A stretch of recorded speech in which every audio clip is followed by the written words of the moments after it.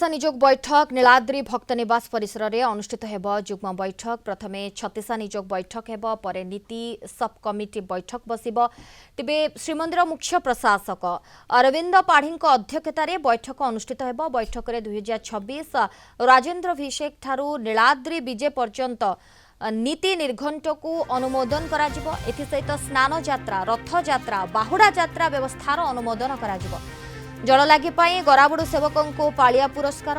गौड़ीय मठ को श्री गुंडीचा मंदिर बाहर बेढ़ा मार्जना अनुमति उपरे भी आलोचना हेब एतद व्यतीत सभापति निष्पत्ति क्रमे अन्य विषय उपरे भी आलोचना करा जिवो।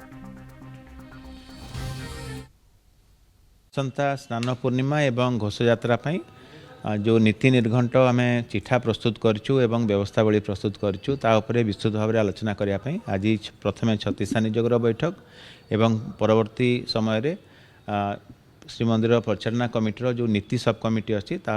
विस्तृत भाव आलोचना करा तेणु आम समस्त सेवायत बंधु मान सहयोग कामना करूँ